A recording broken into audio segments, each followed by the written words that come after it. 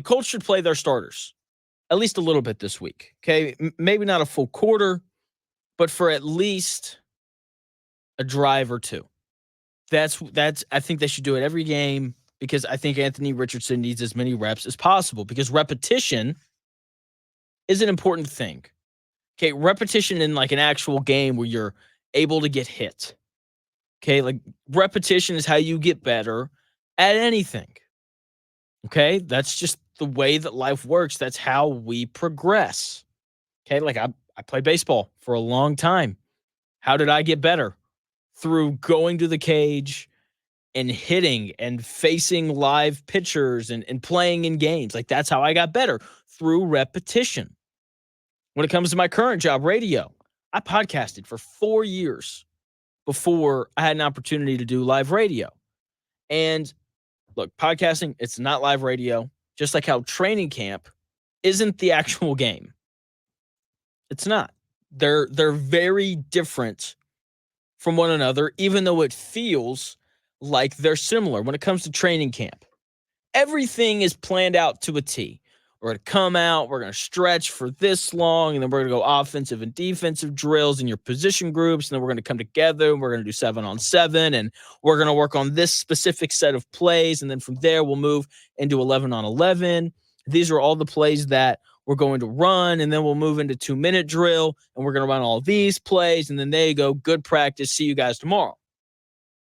Okay, that's what practice looks like. It is planned out. You have an idea of what you're getting yourself into before it even starts. Games, whether it's preseason, regular season, divisional opponent, a team in a different conference, the playoffs, whatever, live actual games where Anthony Richardson doesn't get to walk around in a red "Don't Touch Me" jersey, very different. Comes at you fast. Every decision you make is just a little bit more important. Okay? In training camp, you see the same defenders every day. And I think that leads you to falling into a sort of lull. Like even when I was playing college baseball, this is what would happen.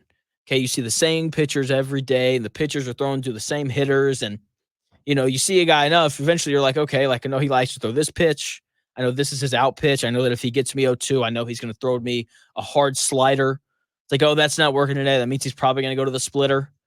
Okay, like you learn your opponent so well to a point where it kind of becomes hard to get better, if that makes sense.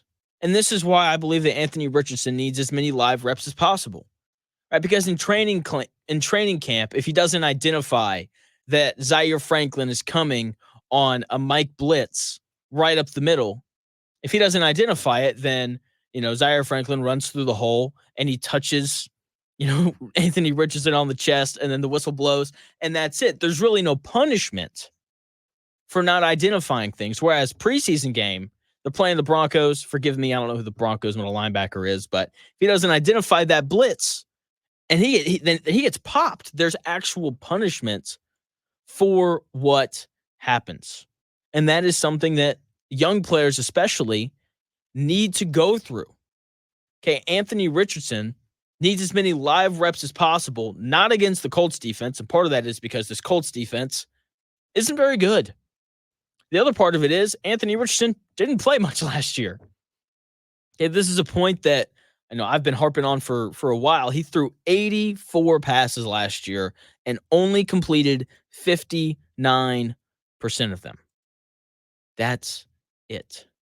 That doesn't exactly scream to me that he's ready to go. Okay? This isn't, the Jets where Aaron Rodgers has thrown, over 1,000 passes in his NFL career. Okay, like he doesn't need to play in the preseason. Anthony Richardson, he does.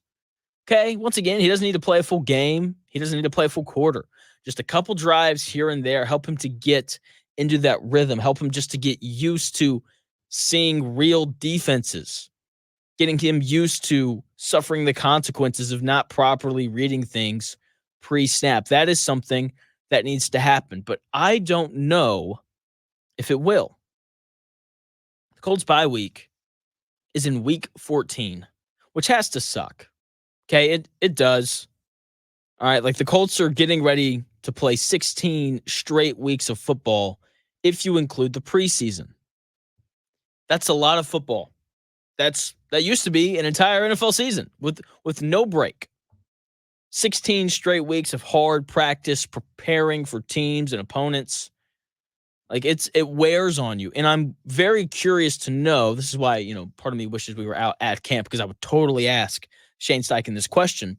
Does the fact that the bye week being all the way out in week 14, does that impact how much we're going to see these starters play in the preseason? Okay, because, if the bye week was week 5, week 6, week 7, hey, we can run the guys out there. They can play. We got a bye week in like a month. Not a big deal. I think that would have an impact on whether or not these guys play during the preseason. But since this bye week is so far out, like we're months away from it, that leads me to believe that I just don't think that the Colts are going to be willing to put extra wear and tear on these guys when they're about to play 16 weeks straight. So that's a lot of football to play consecutively. And then, like, if you're playing that many weeks in a row, like, there's going to be major concern for the Colts around weeks 6 through 13. Or, excuse me, weeks 8 through 13. That's 6 straight weeks, because that is where guys kind of start to get banged up. That's where you get that really annoying bruise on your thigh that just won't go away because you keep getting hit there over and over and over again. Okay, that's where guys start to miss games with soft tissue injuries and things of that nature. The wear and tear of the season starts to weigh on you around that time. And that, for me, knowing when this Colts bye week is all the way out in week 14, that is the most important stretch of the Colts season. Can they win games when injuries start piling up? Can Anthony Richardson, because hopefully he's still playing quarterback during this time, weeks 8 through 13, can he elevate this Colts offense when, Bernard Raymond, starting left tackle, is out because he tweaked his ankle, right? And it's all swollen up and he can't play. Can he elevate the offense then? Can he elevate the offense when, when Michael Pittman Jr. bruised his ribs 2 weeks ago and he still isn't ready to go? Can he elevate the offense to a win? Right? And I'm asking these questions and I'm coming back to this point of, like, I'd like to see him play in the preseason so that I know if he can do that or not. But at the same time, that bye week being so far out, I just feel like Shane Steichen and really younger coaches in general across the NFL, this really started when Sean McVay became the head coach of the Rams. Like, younger coaches, like, they don't really play their starters during the preseason. Okay, I believe it was the second year Sean McVay was the head coach of the Rams. He's like, you know what? Starters, you're not playing at all in the preseason. And then they started the year 8-0. Okay, and I think ever since then, head coaches have been way more willing to be like, you know what? No, you guys not playing. Sorry. Meanwhile, older coaches are like, you got to build up some sort of, you got to get used to getting hit, right? And so their older coaches are a little more willing to play their guys, but younger coaches like Shane Steichen tend to not be. And that bye week being so far out, I think it's going to lead to us seeing less of the starters during the preseason. Which, look, I got to be honest. Like I said, I think they should play, but I don't really care. I just want them to win games. That's really all that I want. I do think one of the advantages that the Colts have this year, despite that bye week being so far out, they've got a relatively younger roster. Like, a lot of their players that are actually going to contribute are under the age of 30. Okay, I feel like once you hit that point, that's when NFL players kind of start to regress a little bit in terms of their ability. But young dudes, they just regenerate a little bit quicker. Okay, they do. They wake up 2-3 days after a game and they're fine. They're ready to go. Their bodies just heal a little bit quicker. Okay, so not having, 35-year-old Travis Kelce or however old he is, like, that's an advantage that the Colts have. Okay, like, their better players should bounce back just a little bit quicker given that they're younger, and young people just tend to recover a little bit quicker. So, going to be interesting to see what the Colts do this weekend. Do they play the starters at all? Do they sit them the entire preseason? How do they go about that process? I don't know. We'll find out. That game coming up Sunday.